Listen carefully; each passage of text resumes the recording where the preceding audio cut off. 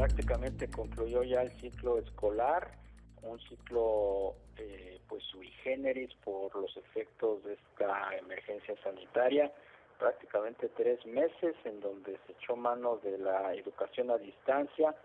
¿Cuáles fueron los efectos de este COVID-19 en este año escolar que está concluyendo, y sobre todo cómo se perfila el próximo año?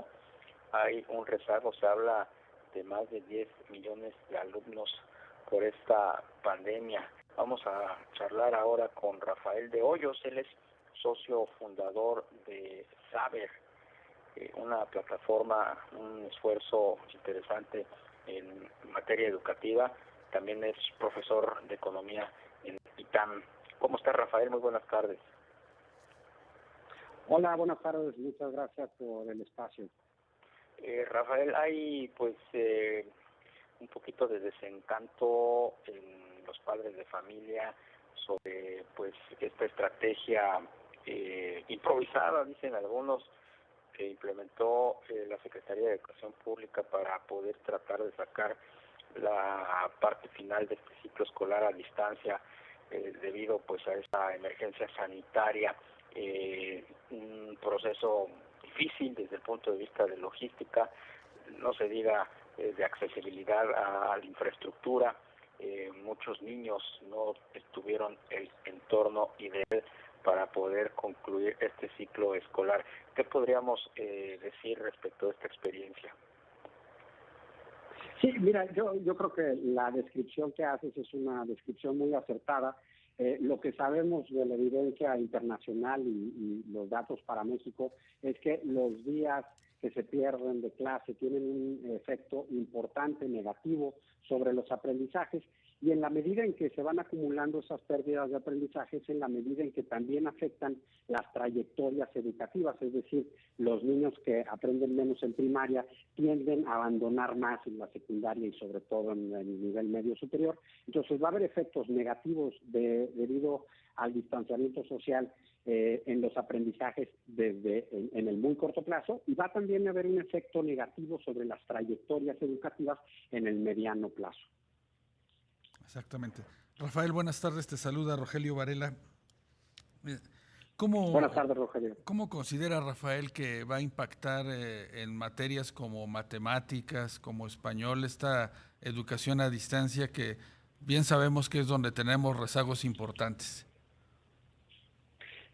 Mira, Rogelio, lo que te dice la literatura, sobre todo la literatura de economía, es que las tecnologías de la información no son un sustituto del proceso convencional de enseñanza-aprendizaje, son más bien un complemento. Entonces, los niños, sobre todo los niños chiquitos, los que están en educación básica, requieren no solamente de acceso a las tecnologías de la información, pero requieren de la presencia de un adulto, puede ser el padre, tutor, que tenga escolaridad mínima y que tenga disponibilidad de tiempo para que el niño no vea interrumpido el proceso de aprendizaje. Ahora, ¿qué porcentaje de los 25 millones de alumnos en educación básica en México tienen estas dos condiciones? Padres o tutores con escolaridad y tiempo y acceso a las tecnologías de la información, solamente 15%.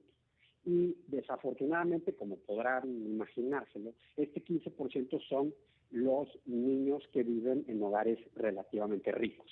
Ahora, del otro lado, hay más de 10 millones de alumnos en educación básica, representan el 40% de la población, que no tienen ni uno ni el otro. No tienen padres con escolaridad mínima y tiempo suficiente para dedicarle a las tareas educativas, y por otro lado no tienen acceso a las tecnologías de la información. Entonces, imagínense, para estos niños la estrategia puede ser la estrategia mejor diseñada, la de aprender en casa, pero eso no va a ser suficiente para que estos niños no vean interrumpido el proceso de aprendizaje. Rafael, ni unos ni otros. Unos porque no tienen ni la infraestructura, ni la computadora, ni el acompañamiento del padre o la madre, y en aquellos hogares que sí tienen digamos que los recursos, pues tampoco fue muy práctico que digamos la educación a distancia. Es cierto, la verdad es que no sabemos a nivel global y en México, no sabemos bien cómo... Tenemos algún problema con Rafael, pero bueno, nos comentaba que efectivamente pues esta incorporación de los pequeños a las nuevas tecnologías para poder aprender, sobre todo en educación básica, pues no sustituyen la educación convencional, la de ir a las aulas, la de tener un maestro frente de ellos, y esto pues bueno, se va a tener que reflejar de alguna manera pues en las evaluaciones, en el aprendizaje, en el aprovechamiento de estos pequeños.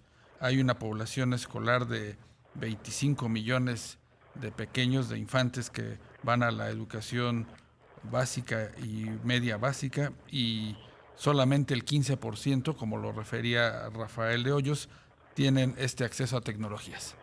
Sí, no estamos preparados, quedó completamente demostrado que ni siquiera los niños, los jóvenes en preparatoria, por ejemplo, también pues pudieron adecuarse a esta educación a distancia. Es, por decir, que una asignatura sobre la que no hay que aflojar el paso, porque vamos hacia allá, independientemente de esta crisis sanitaria. Es una herramienta que, bien manejada, pues puede ser muy eficaz. La educación a distancia, afortunadamente, pues esta crisis nos agarró con los dedos en la puerta, y no se diga a este gobierno.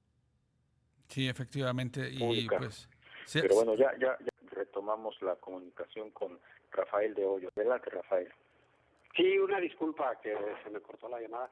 Entonces, lo que estaba diciéndoles es que desafortunadamente estos 15% de los niños que sí tienen las condiciones mínimas necesarias, pues ni siquiera ellos estamos seguros que vayan a poder mitigar todos los efectos negativos de el cierre de escuelas, porque simplemente no tenemos la evidencia de cómo lidiar, y cuando digo no tenemos, no solamente me refiero a México, sino en el mundo. Estamos ante pues un escenario inédito en donde no tenemos experiencias previas de cómo lidiar con este tipo de fenómenos.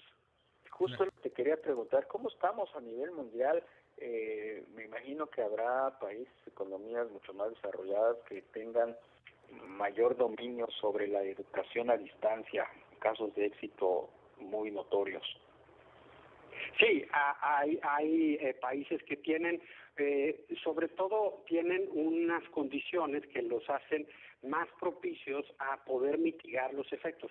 Por ejemplo, si el 90% de los hogares en México tuviera acceso a las tecnologías de la información, si la gran mayoría de los hogares en México tuviera padres con la escolaridad mínima necesaria, o sea, con la preparatoria completa y con trabajos en la formalidad, o sea, trabajos estables que les permiten dedicar parte de su tiempo al proceso de enseñanza-aprendizaje, pues entonces tendríamos la posibilidad de poder mitigar los efectos. Pero para los 10 millones de alumnos de educación básica en México, que no tienen ni uno ni otro, ni padres con escolaridad y tiempo suficiente, ni un dispositivo con acceso a Internet, para ellos es imposible. Y lo más preocupante es que estos hogares no pueden mitigar los impactos negativos del COVID sobre los aprendizajes, y estos son precisamente los que más lo necesitan para generar bienestar futuro, porque son los hogares más pobres. Claro. Pues Rafael de Hoyos, socio fundador de Saber, profesor de Economía del ITAM. ¿Es Saber o Saber? Saber, con X. Muchísimas gracias por tu disposición. Muchísimas gracias por el espacio y te mando un saludo. Igualmente.